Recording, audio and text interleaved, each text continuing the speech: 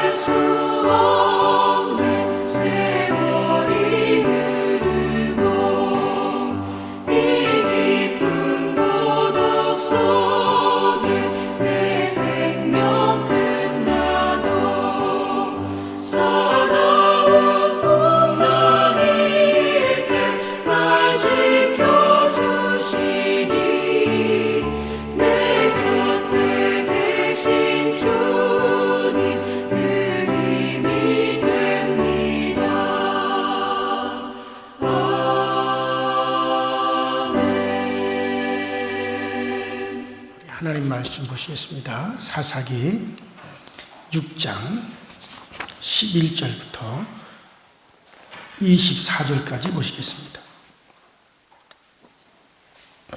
사사기 6장 11절부터 24절까지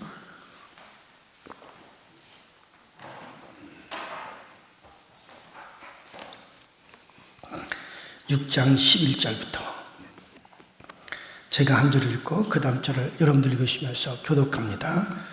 여호와의 사자가 아비에셀 사람 요아스에게 속한 오브라에 이르러 상수리 나무 아래 앉으니라. 마침 요아스의 아들 기드온이 미디안 사람에게 알리지 아니하려 하여 밀을 포도주 틀에서 타작하더니 여호와의 사자가 기드온에게 나타나 이르되 큰 용사여 여호와께서 너와 함께 계시도다 하며 기드온이 그에게 대답하되 오 나의 주여 여호와께서 우리와 함께 계시면 어찌하여 이 모든 일이 우리에게 일어났나이까. 또 우리 조상들이 일찍이 우리에게 이르기를 여호와께서 우리를 애굽에서 올라오게 하신 것이 아니냐 한 그 모든 이적이 어디 있나이까. 이제 여호와께서 우리를 버리사 미디안의 손에 우리를 넘겨주셨나이다 하니 여호와께서 그를 향하여 이르시되 너는 가서 너의 힘으로 이스라엘 미디안의 손에서 구원하라. 내가 너를 보낸 것이 아니냐 하시니 그러나 기드온이 그에게 대답하되 오 주여 내가 무엇으로 이스라엘을 구원하리까. 보소서 나의 집은 므낫세 중에 극히 약하고 나는 내 아버지 집의 가장 작은 자니이다 하니 여호와께서 그에게 이르시되 내가 반드시 너와 함께 가니 내가 미디안 사람 치기를 한 사람을 치듯 하리라 하시니라. 기드온이 그에게 대답하되 만일 내가 주께 은혜를 얻었사오면 나와 말씀하시는 이가 주 되시는 표징을 내게 보이소서.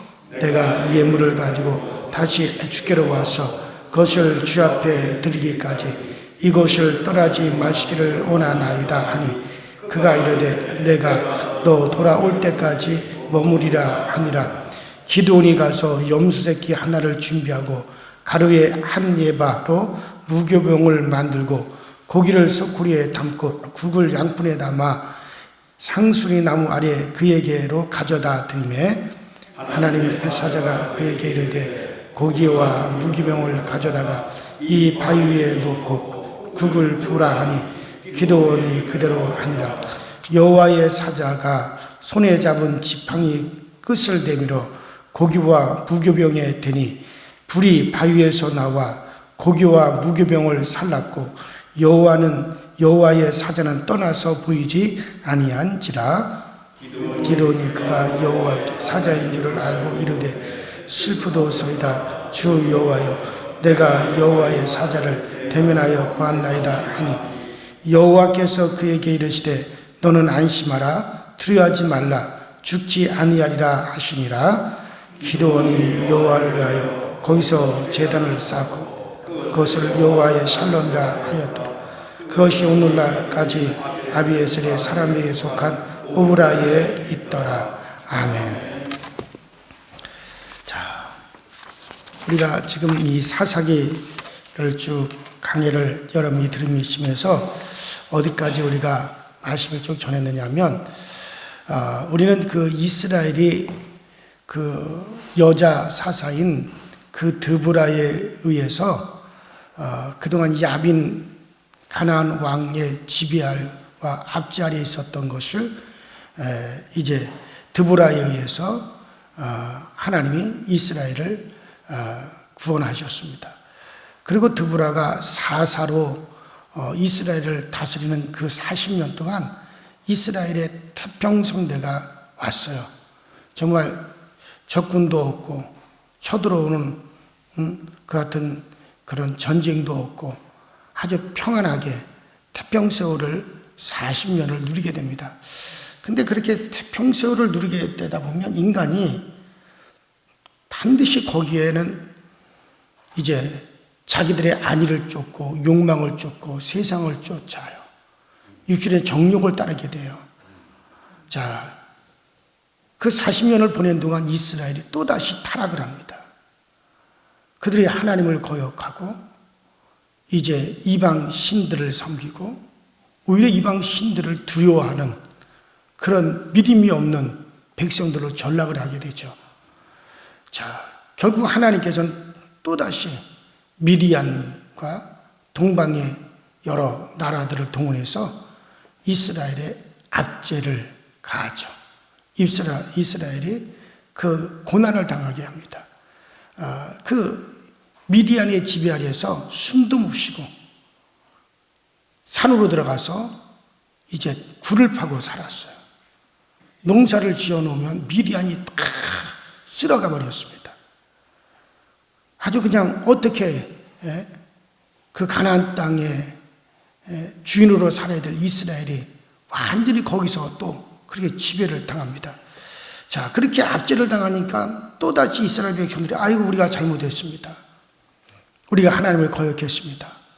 또 하나님께 나와 막 부르짖어 자기들을 구원해 달라고 부르짖습니다. 그때 하나님은 다른 때와 다른 것은 이스라엘이 부르짖으면 하나님은 곧장 사사를 보내셔서 이스라엘을 구원하셨는데 이번에는 사사를 세우지 아니하시고 먼저 여호와의 사자를 하나님이 이제 이스라엘에 보냈어요. 그리고 선지자를 통해서 이야기를 합니다. 너희가 왜 미디안의 압제에서 고통을 당하는지를 하나님이 설명을 하는 거예요. 그것은 먼저 너희들이 하나님을 잊은 것과 두 번째로는 너희들이 그 가나안 땅 아모리 족속들이 섬기는 그 신을 두려워했기 때문이다 라고 말씀하셨어요.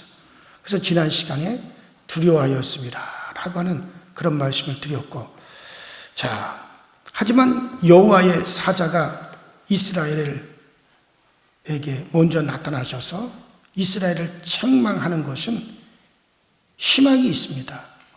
그것은 망하게 하려고 책망하는 것이 아니라 구원을 베풀려고 이스라엘을 책망하는 거죠.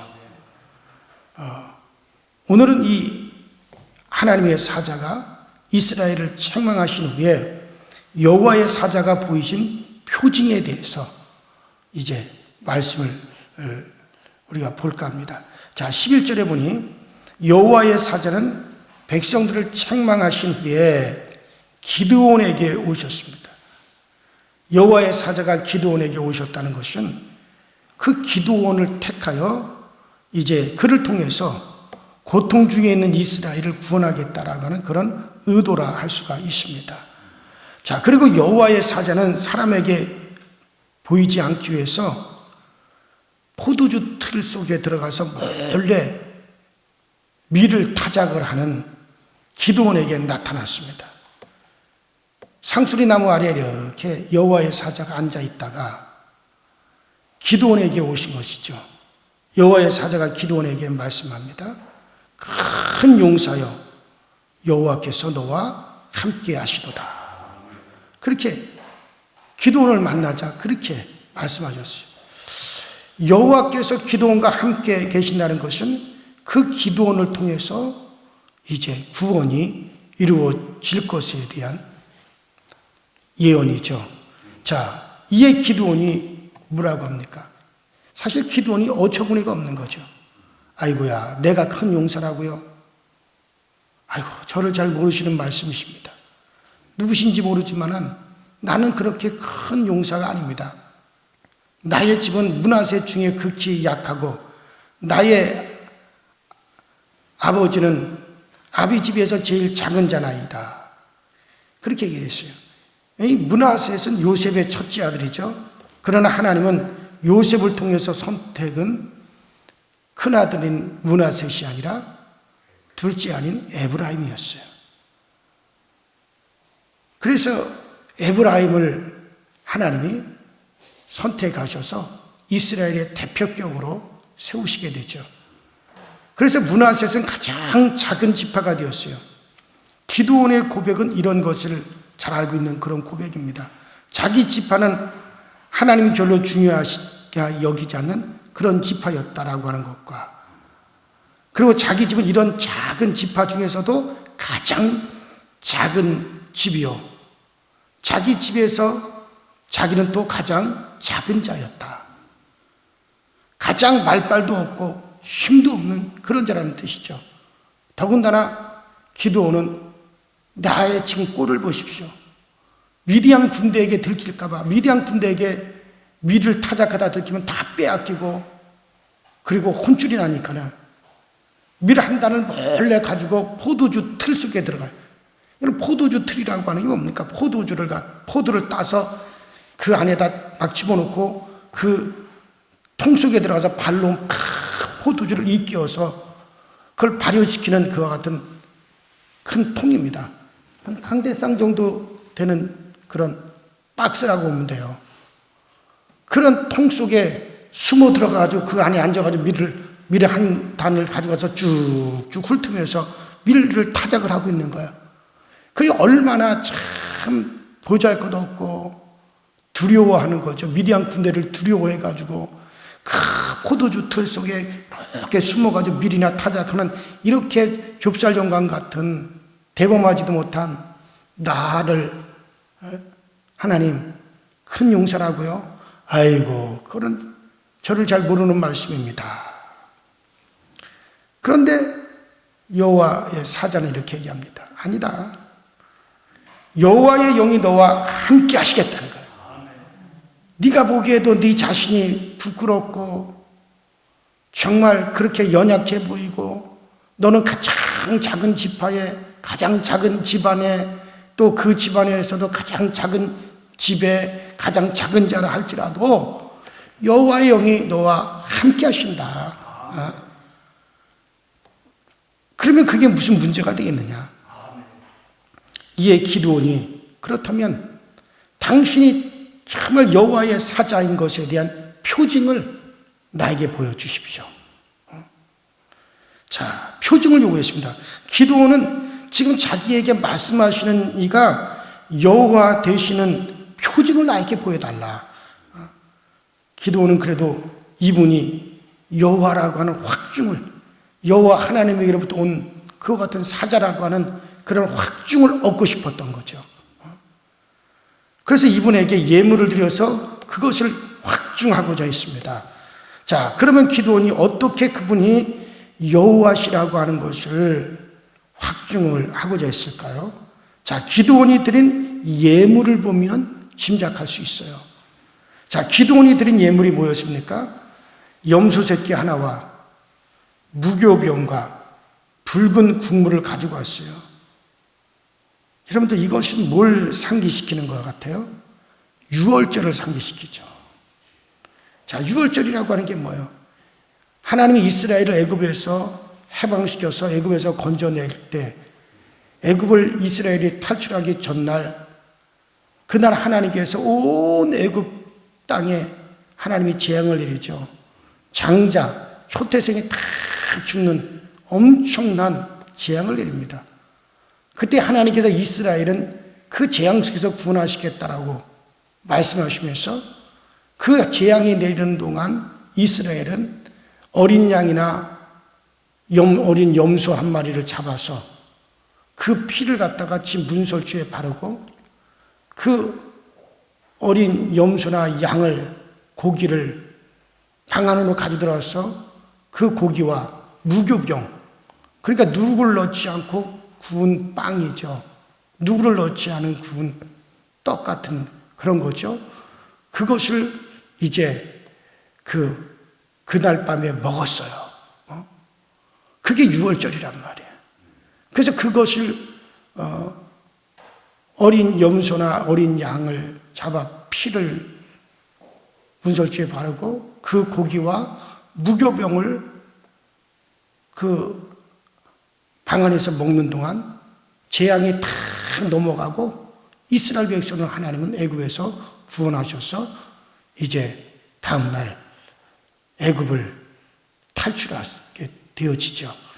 자, 바로 그거예요. 바로 6월절 때 1년 된 어린 수양이나 어린 수염소와 그리고 무교병을 사용을 했습니다.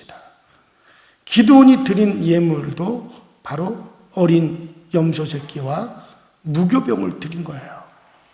자, 그러므로 기드온이 지금 당신이 과연 여호와, 우리를 구원하신 그 여호와라고 하는 그 표징을 얻기를 원하면서 바로 6월절에 이스라엘 백성들이 애굽을 탈출할 때 사용했던 바로 그 염소 새끼 하나와 무교병을 드렸습니다. 그러므로 기드온이 드린 것은 6월절을 상기시키는 것이다 라고 할 수 있죠. 이렇게 생각할 때 기드온이 6월절을 상기하는 예물을 드린 이유를 우리가 알 수 있습니다. 바로 기드온은 이런 예물을 드린 것은 정말 당신이 지금 나에게 말씀하시는 여호와로부터 오신 사자라고 하는 정말 당신이 그렇다면은 당신이 이스라엘을 애굽에서 인도하여낸 그 여호와가 맞습니까?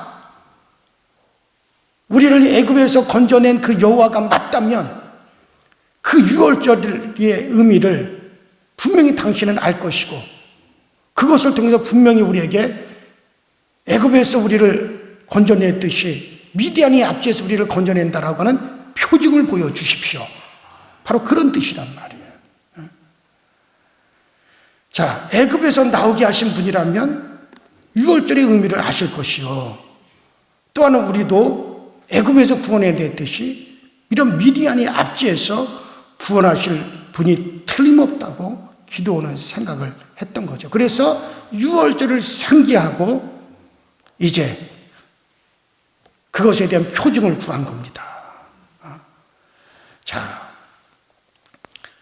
그래서 그 징표를 보여달라. 유월절은 어린 양의 희생으로 이스라엘이 구원되는 것이었습니다.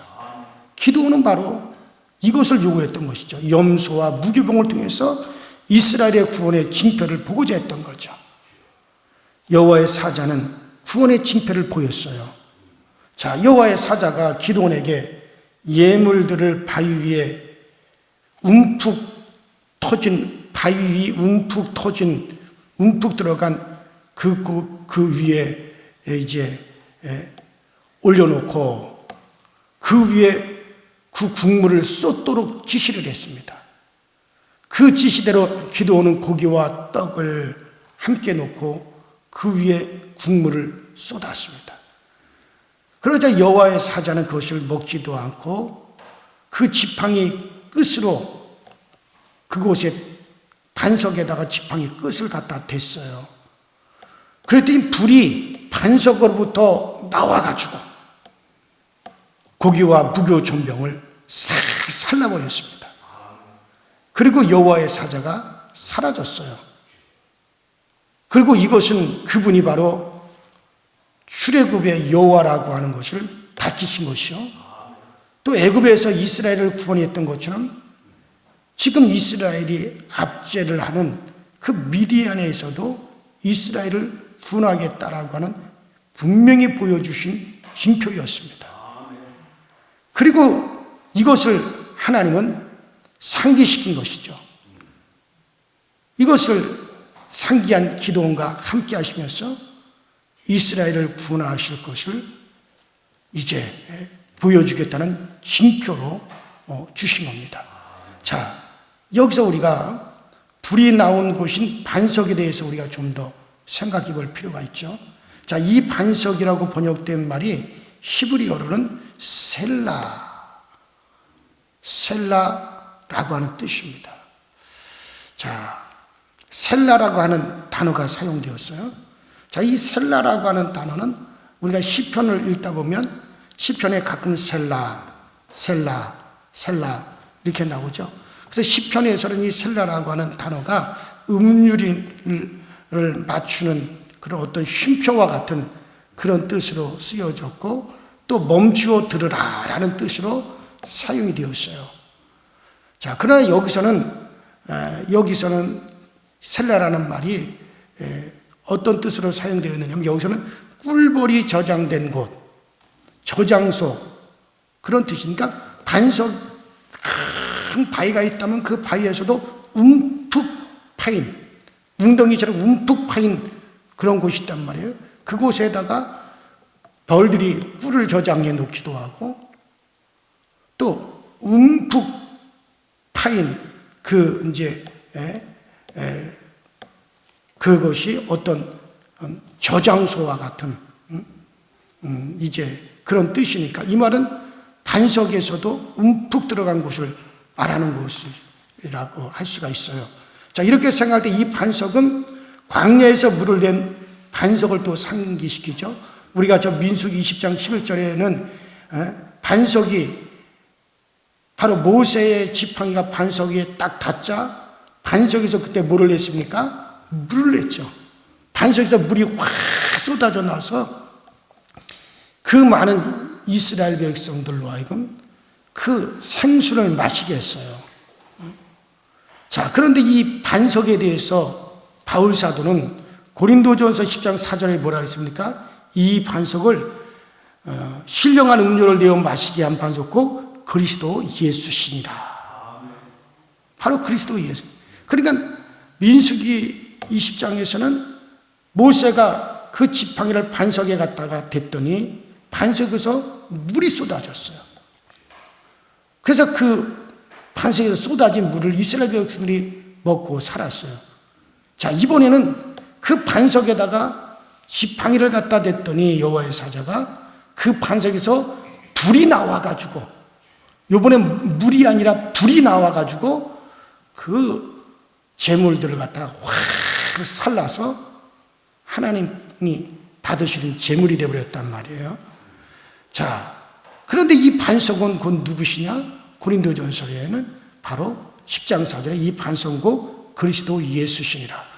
자, 여러분들 예수께서부터 여러분들 생수가 터졌습니다. 이 생수를 가리켜 주님은 뭐라고 말씀하셨습니까? 네 배에서 생수의 강이 흘러나리라. 이것은 곧 너희들이 받을 성령을 가리켜 말씀하십니다. 우리 주님이 그렇게 말씀하셨죠. 불도 마찬가지입니다. 이 반석에서 불이 나와 그 재물들을 살랐어요. 바로 성령이 불같이 우리에게 임하죠. 바로 예수 그리스도로 말미암아, 정말 그리스도로 말미암아 성령이 불같이 우리 가운데 임하셨어요. 예수 그리스도의 공로로, 예수 그리스도의 피 흘리심으로 제사함 받은 우리들에게, 제사함 받은 그곳에 성령이 불같이 임하셨어요. 그리고서는 이 성령이 그리스도를 통해서 우리에게 임하게 하사 우리를 정결케 하시고 하나님께 드려지게 하는 그런 성령이 되셨습니다. 마치 아브라함이 제물을 제단 위에 올려놨을 때 하늘에서 불이 떨어져서 그 제물들을 확 불살라 하나님이 받으시게 한 것처럼 바로 그 불이 반석에서 나와가지고 사람이 붙인 불이 아니죠. 그 제물을 불살름으로 번제가 하나님께 올라가듯이 그렇게 올라간 거예요. 자, 이 반석은 그리스도 예수를 말하는 거죠. 자, 하늘로부터 내려온 불이죠. 바로 성령이 오늘 우리 가운데 그리스도로 말미암아 임한 것을 말하는 거죠. 자, 이것은 우리는 예표를 통해서 볼 수가 있습니다. 바로 그리스도가 물과 피를 흘린 옆구리를 예표하는 겁니다. 그 반석은 이것에 의해서 기도원이 살았고 우리들 속죄를 입어 살게 되었습니다. 자, 오늘 이 기도원은 지금 나하고 말씀하시는 당신이 우리를 애굽에서 건져낸 여호와라고 하는 그것에 대한 표징을 구했어요. 그 표징으로 6월절 바로 어린 양의 피로써 구원받은 이스라엘 백성들이 구원받은 그것을 상기하는 예물을 드린 겁니다. 바로 기도는 바로 6월절을 어린 양의 피로써 구속받은 이스라엘을 상기한 거죠. 오늘날 우리도 이러한 영적 임재 속에 살고 있습니다. 자, 오늘 우리도 과거 이스라엘이 미디안으로부터 압제를 받듯이 오늘날 우리도 이 세상 가운데 우리가 있지만은 정말 이 세상에 여러 가지 우리를 압제하는 악한 영들과 또 우리를 핍박하는 이 세상 속에 우리가 살고 있습니다. 어떤 때 세상이 우리에게 두려움으로 다가올 때가 있어요. 그러나 그런 상황에서 기도는 뭘 상기했느냐? 6월절을 상기했듯이 우리가 애굽에서 어린 양의 피로써 우리를 살게 하고 구원한 바로 그 하나님을 상기했던 것처럼 우리도 이 땅에 살아가면서 뭐를 상기해야 됩니까? 예수 그리스도의 피 흘리심을 상기해야 됩니다. 우리는 바로 예수 그리스도께서 정말 뭉치고 피 흘리사 자기의 피로써 값을 주고 우리를 사셔서 우리를 하나님의 자녀되게 하셨습니다. 우리는 늘 그것을 상기해야 됩니다. 이렇게 우리를 구원하신 주님께서 우리를 땅에 버려두시려고 우리를 구원한 것이 아니라 우리를 돕고 우리를 하나님의 사람 만들고 우리를 천국의 주인공으로 삼기 위해서 우리를 구원하셨다라고 하는 거 알고, 그리고 우리는 세상에서 담대할 줄 알아야 됩니다. 우리가 뭘 상기해야 될 것인가? 바로 기드온은 유월절 양으로